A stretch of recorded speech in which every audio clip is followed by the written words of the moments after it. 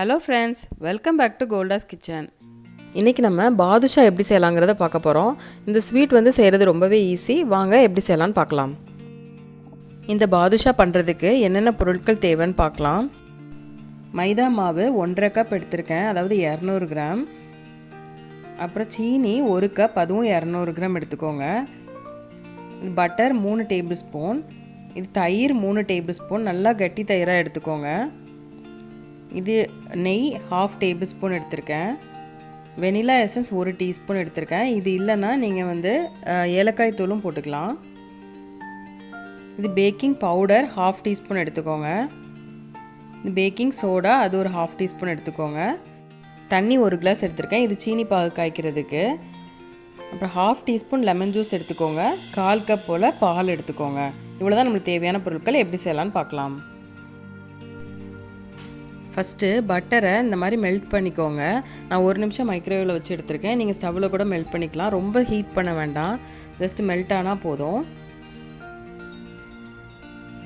இப்போ இது நல்லா ஆறின உடனே 3 டேபிள் ஸ்பூன் கர்டு சேர்த்துக்கிறோம்.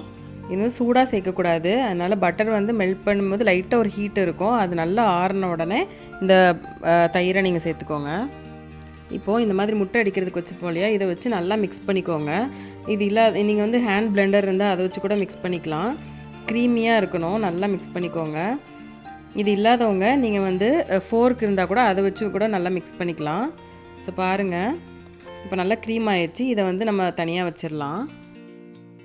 இப்போ நம்ம மைதா மாவை சலிக்க போகிறோம். ஸோ இந்த மாதிரி பேப்பர் ஒன்று வச்சுட்டு இந்த மாதிரி ஜல்லடையும் எடுத்துக்கோங்க.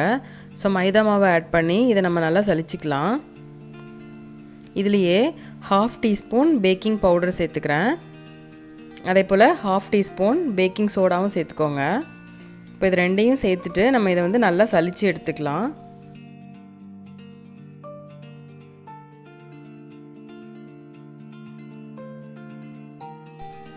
இப்போ பாருங்கள், நம்ம நல்லா சலித்து எடுத்தாச்சு. இதை வந்து நம்ம பட்டரும் கர்டும் க்ரீம் மாதிரி செஞ்சு வச்சுருக்கோம் இல்லையா, அதோடு நம்ம வந்து இப்போ மிக்ஸ் பண்ண போகிறோம். அதுக்கும் நீங்கள் வந்து அதே மாதிரி ஜல்லடையிலே இன்னொரு தடவை அப்படியே சலிச்சே மிக்ஸ் பண்ணிக்கோங்க.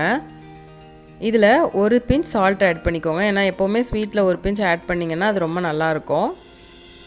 இதை வந்து இப்போ நல்லா நம்ம வந்து மிக்ஸ் பண்ணிவிட்டு இதை வந்து நல்லா சப்பாத்தி மாவு பதத்துக்கு நம்ம வந்து பிசைய போகிறோம்.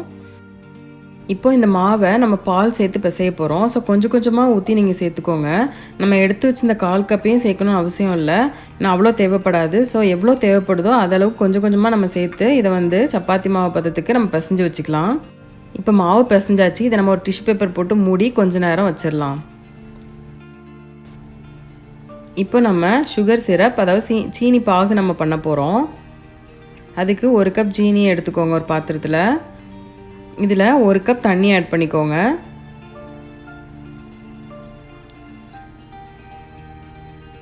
இப்போ இது நல்லா கொதிக்கட்டும். கொதித்து நம்மளுக்கு வந்து 1 ஸ்ட்ரிங் கன்சிஸ்டன்சிக்கு நம்ம கொண்டு வரணும்.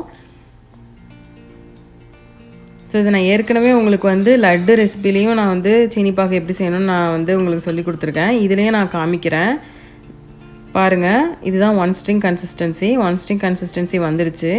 இப்போ நம்ம ஸ்டவ் ஆஃப் பண்ணிடலாம். இதில் நம்ம ஒரு 1/2 டீஸ்பூன் லெமன் ஜூஸ் ஆட் பண்ண போகிறோம். இது ஏன் ஆட் பண்ணுறோன்னா, இது ஆட் பண்ணுறதுனால இது வந்து கட்டி ஆகாமல் இருக்கும் இந்த சிரப் வந்து, இல்லைனா சைட்லலாம் உங்களுக்கு சீனி மாதிரி ஆயிரும். இதோட நம்ம 1 டீஸ்பூன் வெனிலா எசன்ஸ் ஆட் பண்ணுறோம். வெனிலா எசன்ஸ் இல்லைனா இதில் ஏலக்காய் பவுடரும் ஆட் பண்ணிக்கலாம். இப்போ நம்ம பிசைஞ்சு வச்ச மாவை எடுத்துக்கலாம். இப்போ எடுத்துகிட்டு இந்த மாவை நீங்கள் இப்படி பிரித்து பார்த்தீங்கன்னா நல்லா லேயராக உங்களுக்கு தெரியும். ஸோ இதுதான் கரெக்டு. நீங்கள் ஒரே ஒரு டிப்ஸ் சொல்கிறேன். பாதுஷாக்கு மட்டும் மாவை வந்து ரொம்ப நேரம் சப்பாத்தி மாவு மாதிரி பிசையக்கூடாது. ஒன்ஸ் மிக்ஸ் பண்ணிட்டோன்னா அதை நம்ம அப்படியே வச்சிடணும். இப்போ நம்ம 1/2 டேபிள் ஸ்பூன் நெய்யை நல்லா சூடு பண்ணிவிட்டு அதை பிசைஞ்சு வச்சுருக்கிற மாவோடு சேர்த்து ஒரு தடவை நல்லா மிக்ஸ் பண்ணிக்கலாம்.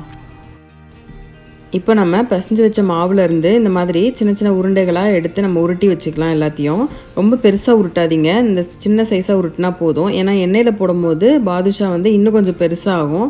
ஸோ சின்ன சின்னதாக உருட்டி இந்த மாதிரி வச்சுக்கலாம் எல்லாத்தையும். இப்போ பாருங்கள், நான் எல்லாத்தையும் உருட்டி வச்சுருக்கேன். இப்போ இதை எடுத்து இந்த 2 உள்ளங்கைக்கு நடுவில் மெதுவாக, ரொம்ப ப்ரெஷர் கொடுக்காம மெதுவாக இந்த மாதிரி உருட்டணும். ஏன்னா ரொம்ப ப்ரெஷர் கொடுத்தா ஹார்டாயிரும். ஸோ உருட்டிட்டு இந்த பெருவிரலால் நடுவில் வச்சு இப்படி ஒரு சுற்றுங்க. இப்படி சுற்றும் போது உள்ளெல்லாம் நல்லா வேகும். இந்த மாதிரி நம்ம மற்ற எல்லா உருண்டைகளையும் செஞ்சு நம்ம ஒரு பிளேட்டில் வச்சுக்கலாம். இப்போ நம்ம ஃப்ளாட்டாக இந்த மாதிரி ஒரு பேன் எடுத்துக்கலாம். எடுத்துகிட்டு இதில் எண்ணெயை சூடு பண்ணலாம். எண்ணெய் வந்து ரொம்ப லோ ஃப்ளேமில் வச்சு நீங்கள் சூடு பண்ணிக்கோங்க. இதுக்கு ஹை ஃப்ளேம் இருக்கவே கூடாது. ரொம்ப லோவாக வச்சு சூடு பண்ணணும். இப்போ எண்ணெய் சூடானோடனே இந்த மாதிரி சின்னதாக ஒன்று போட்டு பாருங்கள். அது பாருங்கள் உடனே மேலே வரல. ஸோ இப்போ எண்ணெய் கரெக்டான சூட்டில் இருக்குதுன்னு அர்த்தம். இப்போ நம்ம உருட்டி வச்சுங்க பாதுஷாக்களெல்லாம் நம்ம வந்து போட்டுடலாம். ஒன்று ஒன்றா போட்டு நம்ம இப்போ ஃப்ரை பண்ண போகிறோம். ஸோ அது வந்து ரொம்ப நேரம் ஆகும். இந்த மாதிரி ஃப்ரை பண்ணி எடுக்கிறதுக்கு கொஞ்சம் டைம் ஆகும். இது வந்து உடனே செய்யக்கூடிய ஸ்வீட் கிடையாது. ஸோ கொஞ்சம் பொறுமையாக அது வெந்தால் தான் உள்ளெல்லாம் நல்லா வெந்திருக்கும்.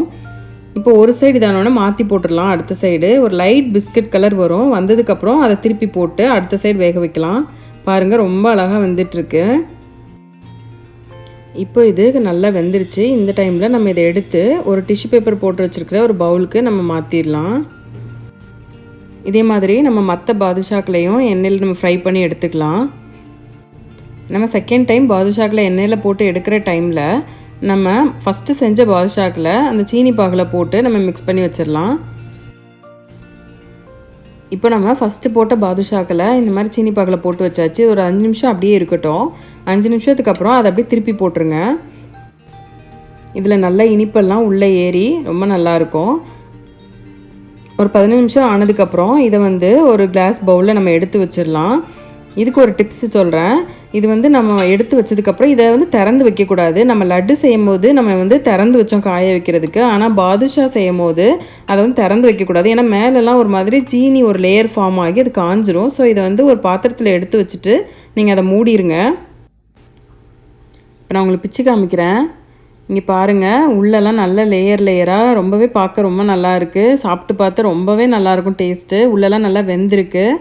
ஸோ நீங்களும் இதை உங்கள் வீட்டில் ட்ரை பண்ணி பாருங்கள்.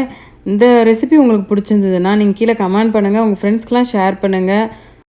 என்னோடய சேனலை சப்ஸ்கிரைப் பண்ணாதவங்க நீங்கள் சப்ஸ்கிரைப் பண்ணிக்கோங்க. அப்போனா நெக்ஸ்ட்டு நான் போடுற வீடியோஸ் எல்லாம் உங்களுக்கு நோட்டிஃபிகேஷனில் வரும். தேங்க்ஸ் ஃபார் வாட்சிங்.